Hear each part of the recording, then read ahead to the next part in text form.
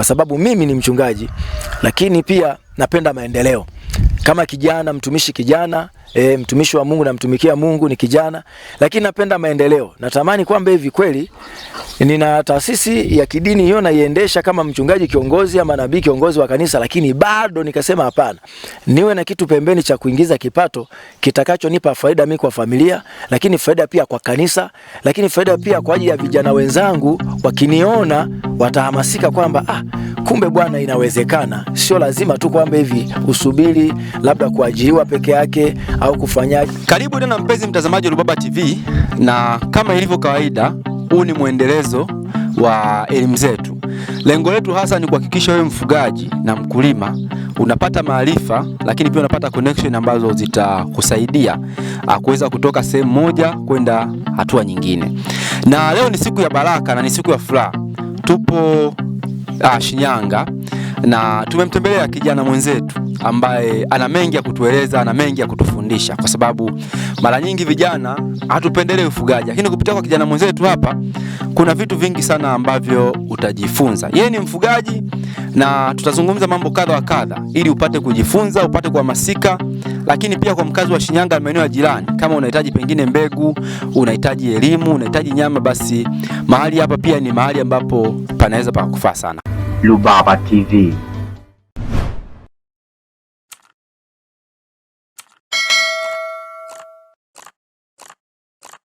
Shukuru sana brother kwa kutukaribisha shambani kwako. Asante sana, nashukuru sana ndugu mtangazaji, nashukuru sana. Kwa kwanza tungependa ujitambulishe, unaitwa nani? Na pia pengine mtazamaji wetu ajue unafuga kitu gani hasa na tuko sehemu gani? Sawa.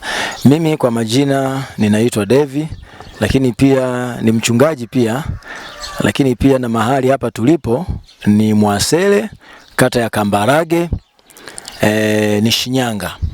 Ni Shinyanga, Mwasele, kata ya Kambarage. Niko hapa na ndo mahali pia na huduma yangu nafanyia na makazi yangu yako hapa, lakini pia na ufugaji wangu huko hapa. Naendesha ufugaji wa nguruwe wa kisasa. Nashukuru sana. Nimefurahi bana, kumbe ni mchungaji. Kwa hiyo ni jambo inabidi uhamasike pia. Sio hata wachungaji pia wapo kwenye field ya ufugaji. Nashukuru sana pia kwa kutukaribisha eneo lako. Kifupi tungependa kwanza tupate historia yako fupi kuhusiana na ufugaji. Ulianzaje ufugaji na kipi hasa kilikuwa ni hamasa nyuma ya kufuga nguruwe? Sawa. Ufugaji ni safari moja ambayo ni ndefu. Ufugaji ulianza ni muda, passion yangu mimi ilikuwa sana ni kufuga, pamoja wanafanya huduma za kiroho, lakini pia nilikuwa napendelea sana swala la ufugaji. Lakini na ufugaji huu mimi nilikuwa na ndoto ya kwamba sio kwamba nifuge peke yangu, lakini pia niwe na namna ya kufuga na kuwasaidia watu wengine, especially marafiki, jamaa, vijana wenzangu, kwa namna ya kwamba nikifanya mimi ili kwamba na wao waweze kupata hamasa pia kuweza kufanya kitu chochote, kwa sababu uwezo kaanzisha jambo pasipo kujifunza kwa mtu. Maana yake hata mimi mwenyewe niliangalia nikajifunza kwa mtu, lakini ikakutana na ile ndoto yangu ya ufugaji pia. Kwa hiyo nikaanza ufugaji. Ninakumbuka kwa mpaka sasa hivi ni miaka kama 5 imepita nyuma, lakini ufugaji wa kwanza nilianza ufugaji ambao ulikuwa ni wa nguruwe wa kawaida, ambao ni wa kienyeji wanaita Santura. Sasa ilikuwa ni miaka imepita kama 5 hivi, 2021 kitu kama sikosei. Kwa hiyo nilipoanza ufugaji wa namna hiyo, nikaona kama vile matokeo, kwa mimi nilikuwa naona matokeo ni mazuri, ila kuna watu ambao wanafuga ufugaji wa kisasa wakaja nikakutana nao, wakanishauri, wakaniambia ufugaji unaofuga huu utakuchelewesha. Kuna ufugaji wa kisasa ambao unaweza ukakupa matokeo kwa muda mfupi. Basi nikauliza, naweza kupata wapi mbegu na inakuaje? Basi nikachukuliwa nikaenda baadhi ya mashamba nikayatembelea ya ufugaji wa kisasa. Kweli nikaona watu wanafanya kazi vizuri. Kulingana na mimi passion yangu ilikuwa ni ufugaji. Siku 6 nilitamani kubadilisha mbegu. Ndicho nilichokifanya. Nilikuja wale nguruwe wote wa kienyeji niliwauza. Nilipowauza na kuna hela nyingine kiasi ikabidi niongezee, kwa sababu nguruwe wa kienyeji kumuuza akupe matokeo makubwa inakuwa ni changamoto kubwa sana. Maana nguruwe umekaa naye mwaka mmoja, miaka miwili ndo aweze kukupa hela yoyote ile ambayo ni hela yenyewe ilikuwa ni ndogo haitoshelezi.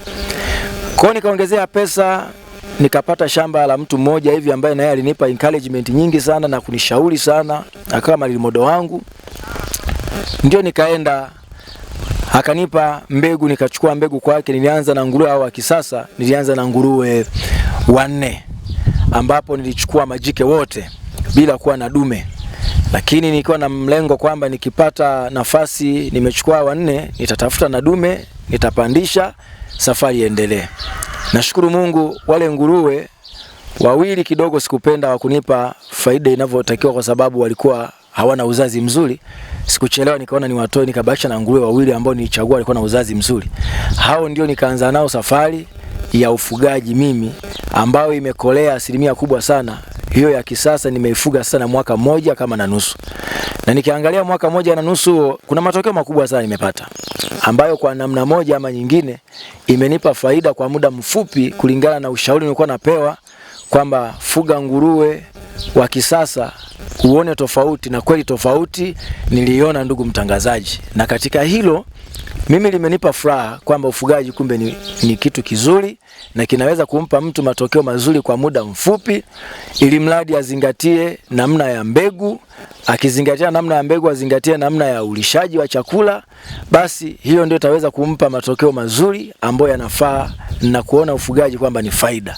Hiyo ndivyo jinsi ilivyokuwa kwa namna hiyo. Kwa mpaka sasa hivi hapa nimeanza na nguruwe hao, lakini sasa hivi nimezalisha nguruwe wengi hapa, ila kwa sasa nionao hapa wanafika nguruwe 30, lakini katika 30 hao walikuwa zaidi ya 30 walikuwa na 50 na kitu. Sasa unapozalisha kuna wengine wananunua, kuna wengine unachinja, kwa ndio maana unabakisha na kiasi ambacho unaweza kuona kwamba hiki nitaendeleza tena, na ndivyo hivyo. Kwa matokeo katika hilo, toka mimi nianze sasa hivi hapa mwaka mmoja na nusu, kuna nyama nyingi nimesupply kwa watu, na kuna nyama nyingi nimechinja, na kuna mbegu nimeuza kwa watu pia, kiasi kwamba kwa muda mfupi ile pesa nilionunulia wale nguruwe na gharama zote nilizofanya zimerudi faida yake na zaidi. Hiyo ndio ambayo imenipa hamasa sana ya kuona kwamba ufugaji ni kitu ambacho ni kizuri, hakiwezi kumpa mtu hasara kama atazingatia namna inavyotakiwa, na kazi inaenda vizuri kabisa. Nashukuru sana. Nikikutana nayo na idadi Nilikuja kujifunza. Umeiona kabisa. kweli.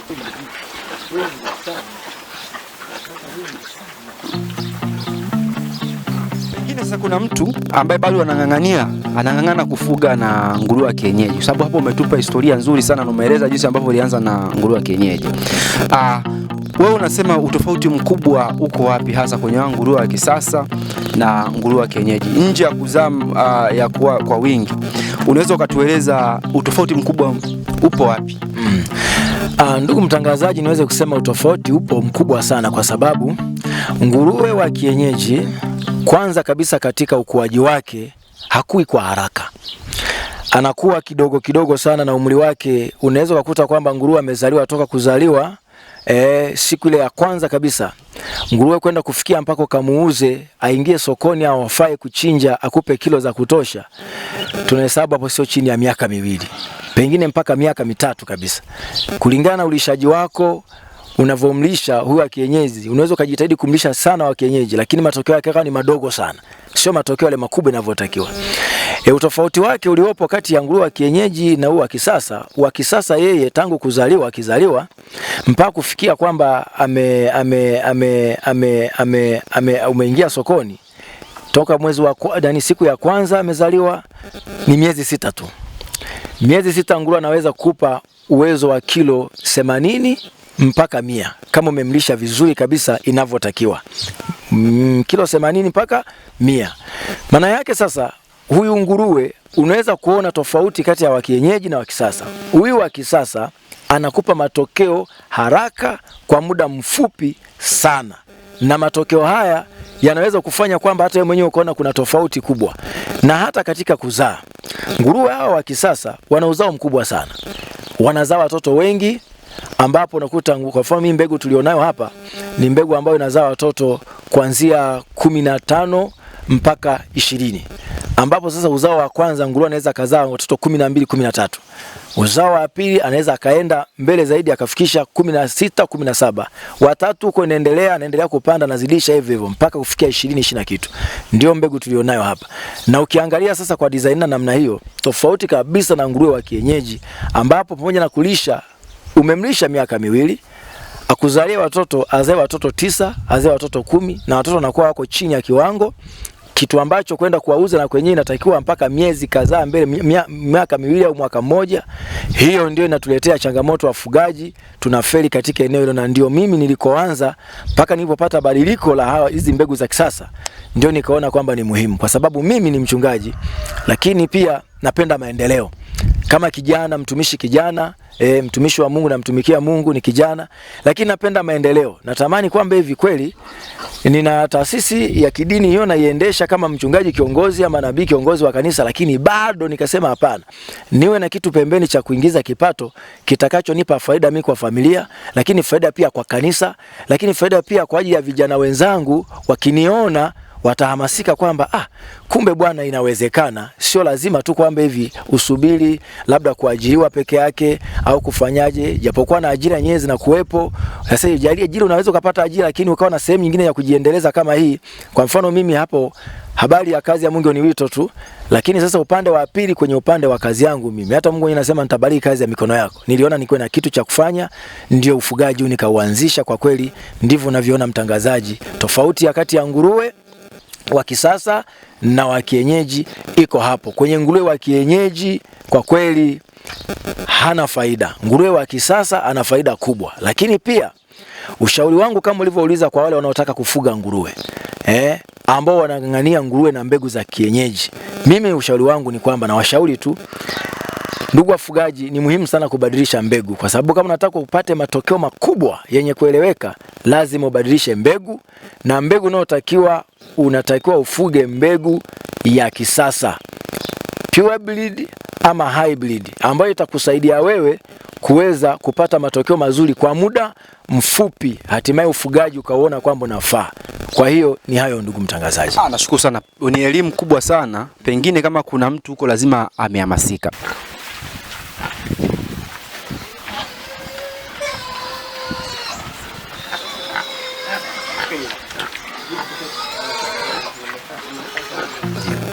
Kwa upande wa mbegu tungependa kufahamu wewe unafuga mbegu zipi, kwa sababu ukiangalia nguruwe wako wanaonekana wana afya bora, lakini pia kama ulivyogusia kwamba nje ya kuwa na mbegu ni lazima uwalishe chakula ambacho ni bora.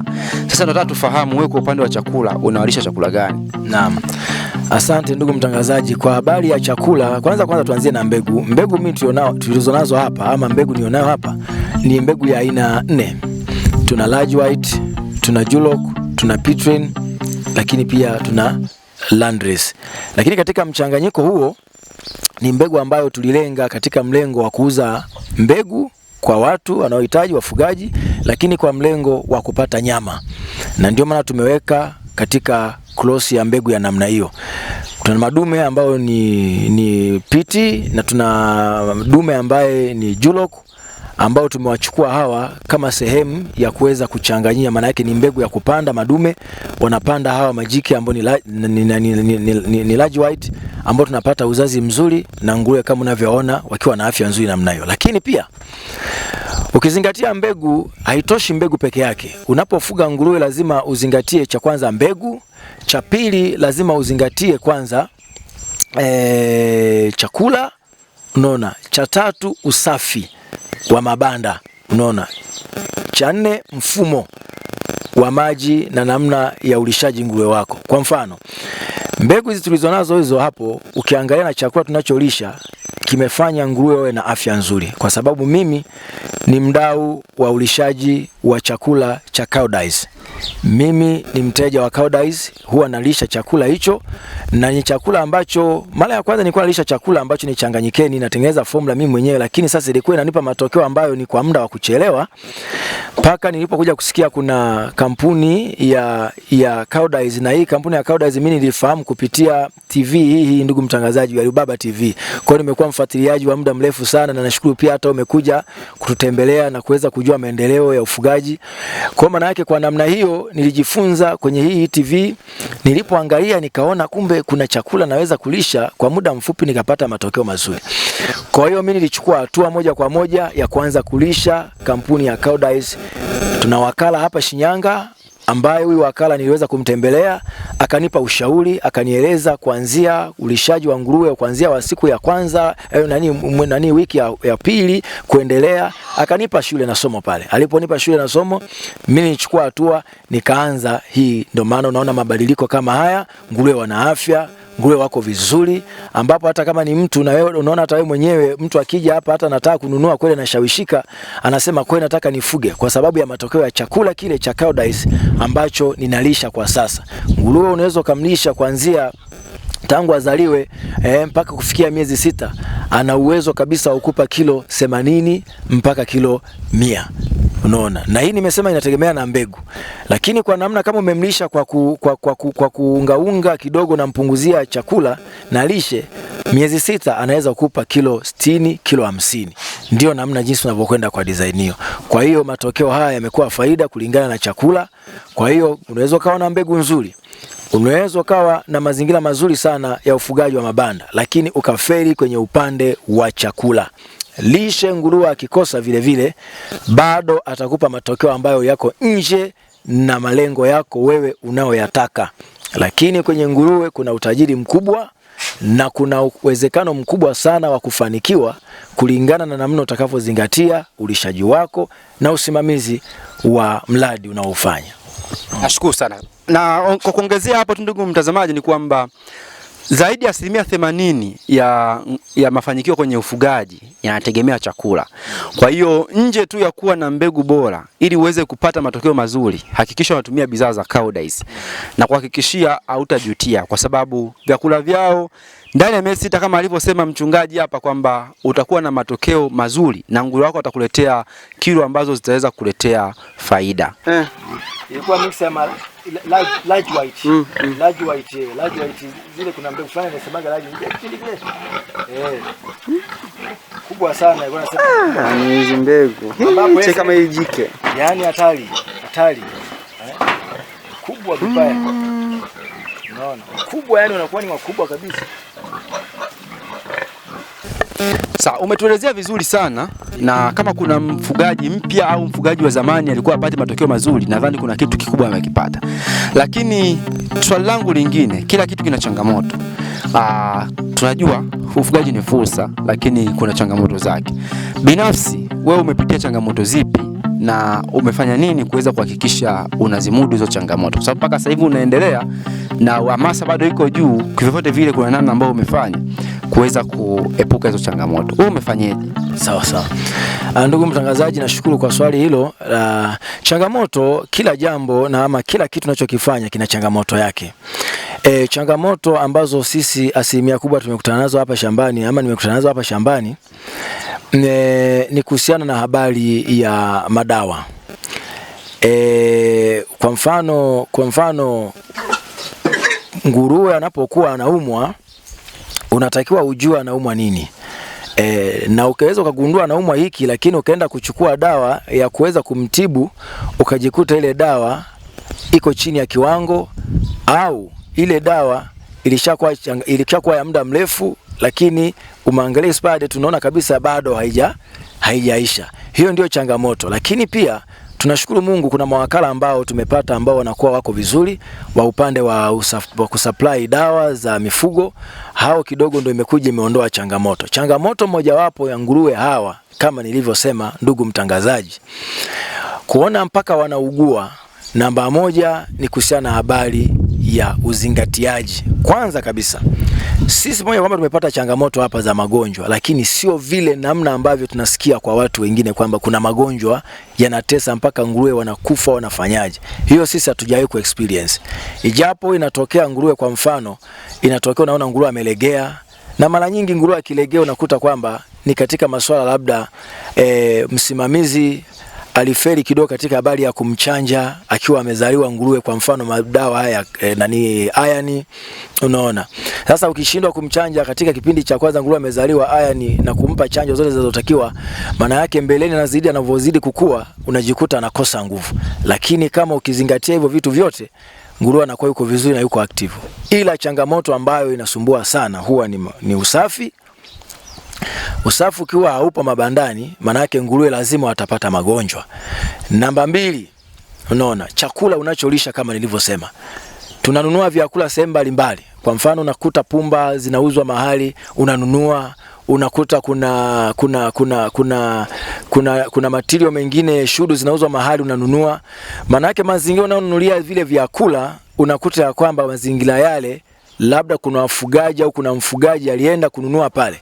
Alipoenda kununua pale unajikuta ya kwamba kuna magonjwa amepeleka, au mazingira yale kuna mtu anakuja na shika zile pumba na ziangalia kwa mikono yake, amepita mahali kwenda kutumia nyama hii ya nguruwe, labda kule nguruwe aliyemla labda ni mgonjwa. Sasa unapoleta kile chakula unakuta kwamba nguruwe wako wanapata wanapata magonjwa. Kwa hiyo moja wa kitu ambacho sisi tunazingatia sana katika kuepusha magonjwa, namba 1, usafi wa mabanda. Namba 2, kuhusiana na habari ya kuzuia pia mwingiliano wa watu kuja kutembelea mabanda. Hiyo na yenyewe inachangia sana kupata magonjwa na changamoto za kupoteza nguruwe kwa muda mfupi. Kwa hiyo kwa njia hiyo sisi tunajikinga kwa namna hiyo, kwamba ili kuzuia changamoto zisiwe kubwa sana bandani. Kwa sababu bandani zikiwa changamoto kubwa, unakoelekea ni kukata tamaa. Mradi utauacha na utautelekeza, utaona kama ni mzigo. Lakini vitu vyote hivyo ukizingatia, chakula mahali unaponunulia kama ni mazingira ambayo unayajua yako salama, lakini pia na mazingira unapochanganyia chakula kama yako salama, lakini na usafi wa mabanda kama uko safi, habari ya magonjwa utaisikia tu. Na ukizuia mwingiliano wa watu kuja kutembelea mabandani sana, na kwenyewe itakupa nguvu ya kuepukana na magonjwa. Sisi hapa magonjwa kwa kweli, hasa kwa mkoa wetu wa Shinyanga huu, hata kwa wafugaji wote walioko Shinyanga hapa, tunaelewana sana katika jambo kama hili. Haturuhusu kabisa mwingiliano wa watu kuja kwenye mabandani. Tumezingatia sana hilo, ijapo hili jambo la magonjwa bwana halinaga kinga sana, likisha ingia limeingia. Ila tunajitahidi kudhibiti ili kwamba tupate faida badala ya kupata hasara katika ufugaji kama huu. Ndio mtangazaji. Nashukuru sana kwa elimu hii. Kwa kweli kama kuna mtu ambaye hajaelimika mpaka hapa, nadhani wanahitaji viboko sasa. Kwa kumalizia sasa, tuzungumze, wewe una nini cha kumwambia? Pengine kuna mteja wako sasa hapa anakutazama, au kuna mtu mwingine anataka kuwasiliana na wewe. Nini ambacho unatueleza hapa? Sawa. Kwa mtazamaji ambaye ananitazama, kitu ninachoweza kumshauri sana, kwa mfano, ufugaji wa nguruwe una faida kubwa sana, na katika moja ambayo ya kitu ambacho mimi nimekiona ni bora ukafuga nguruwe kuliko kufuga mbuzi ama ng'ombe, ijapokuwa kila mtu kulingana na upendeleo wake namna anavyotaka. Lakini mimi kama ni mbuzi nimeshawahi kufuga, kasoro ng'ombe sijawahi kufuga, lakini faida ya kwenye mbuzi na kwenye nguruwe nimeiona ni tofauti sana. Ushauri wangu mimi naweza kushauri, unaona, unaweza ukawa na mifugo nguruwe, ukawa na mifugo, unaweza ukawa na mbuzi, unaweza ukawa na ng'ombe, lakini usikose kuwa na mfugo anayeitwa nguruwe, sababu nguruwe anakupa faida kwa muda mfupi sana. Na ushauri wangu kwa mtu yeyote ambaye ananitazama kwa sasa, anaweza akaingia kwenye ufugaji wa nguruwe. Ni muhimu sana kwa sababu ni ufugaji ambao unakupa matokeo mazuri kwa muda mfupi na unakupa faida kubwa kwa muda mfupi, na changamoto zake sio kubwa sana, ijapo watu wengi wako wanasema nguruwe wa kisasa hawa wana changamoto sana. Kwa mfano mimi ukiangalia hapa nilipo shambani kwangu, niliona uwezo wa kuanza kwa mabanda yale ya kisasa kabisa ya simenti kusakafia, kwamba uwezo wa budget hiyo sina. Niliona kwamba nina mtaji tu wa kuanza kununua mbegu, na kaona kwamba hapana. Watu wengi waliniambia, ukitaka kufuga nguruwe wa kisasa, ukiwafuga mazingira ambayo ni ya kawaida ya kienyeji, wanakufa, watafanyaje? Mimi nilithubutu wangu nikasema hapana, ngoja nijaribu. Kwa sababu kutembelea mawazo ya mtu anakukatisha tamaa, unataka kufanya kitu, mimi nikaona hapana. Nikaanza kama unavyoona, nilipiga mabanda ambayo ni ya kawaida loko, lakini nikaweka miundombinu ya kisasa. Nimepiga mabanda ambayo ni ya kawaida, nikaweka miundombinu ya kisasa, nimefunga kwa ajili ya kuwaruhusu nguruwe kuweza kunywa maji masafi na salama, ambapo hata nikiweka dawa kwenye maji ina flow, inaenda kuwafikia wote kwenye nipo wanakunywa. Hiyo ni njia mojawapo ambayo niliona mimi imenipa faida. Kwa hiyo nilijiona kwamba nilipofanya nimefanikiwa. Hakuna magonjwa, hakuna changamoto za kwamba nimekwama sana. Kama navyokuambia, nilizingatia usafi. Usafi kila siku nasafisha mabanda, naweka mapumba haya ya mchele na kupunguza na kutoa harufu ya kwenye mabanda. Hiyo imenipa faida. Ndio maana mimi nashauri sana yeyote ambaye anataka kufuga nguruwe, kijana mwenzangu, unaona, hata watumishi wenzangu ambao mpo, au mitume, manabii na watu wote, wachungaji, wainjilisti, mimi nafikiri ni vizuri sana kufanya kazi ya mikono yetu kuliko kutegemea sadaka peke yake ama kutegemea kanisa, kwa sababu unapokuwa unategemea kanisa unaweza kalemea waumini. Lakini kwa mimi nimeona faida kubwa. Maana yake mimi na uwezo hata wa kusema kwamba leo kanisani kwangu nataka niingize tofali 100 za kujenga au tofali 1000 au tofali 2000, na uwezo nikaufanya kabisa kupitia mradi ambao naufanya. Kwa na washauri ndugu mtazamaji, kokote pale unaponisikiliza na unaponiona, tafadhali fanya uthubutu uweze kufanya. Na mazingira kama haya, ukihitaji mbegu, sisi mbegu tunazo, popote pale tunakufikishia, na tunafanya kwa uaminifu, sio kwa ujanja, kwa sababu tunategemea ukichukua mbegu, matokeo utakayoenda kuyapata sisi yatatupa furaha na amani. Hatukuzii mbegu ili ukapate matokeo mabaya. Ndio maana tukishakuzia mbegu pia tunaweza kufuatilia ushambani kwako kunaendeleaje, na mbegu ile chukua kwetu inaendeleaje. Hatukuzii mbegu sisi tukakuacha. Tukikuzia mbegu tunakushauri, tunakufundisha na tunakuelekeza namna ya kuendesha mradi ili mambo yaweze kwenda vizuri. Ndio mtangazaji. Ndugu mpenzi mtazamaji, hapo kuna vitu ambavyo ni cha muhimu sana. Usisubiri uwe na mamilioni, usubiri uwe na mabilioni uanze. Unaweza ukaanza kwa udogo lakini kwa ubora. Ukiangalia mabanda ya mchungaji hapa sio ya gharama. Ni resources ambazo mtu yoyote anaweza akazifanya, mtu yoyote anaweza akazipata. Lakini ukiangalia ni mradi ambao uko very smart, ni mradi ambao ni msafi na unaonekana uko vizuri sana. Kwa hiyo sio subiri upate hela nyingi ndio uanze. Hapana, anza kwa namna ambayo unaweza, lakini anza kwa ubora. Mimi ni Imani Rubaba na hii ni Rubaba TV. Usiache kusubscribe, bofya pia alama ya kengele kupata updates, na usiache kutumia bidhaa za Koudijs kwa sababu zimedhibitika ni bidhaa ambazo zinafanya vizuri na kuletea matokeo bora katika ufugaji wako. Mpaka wakati mwingine, asante.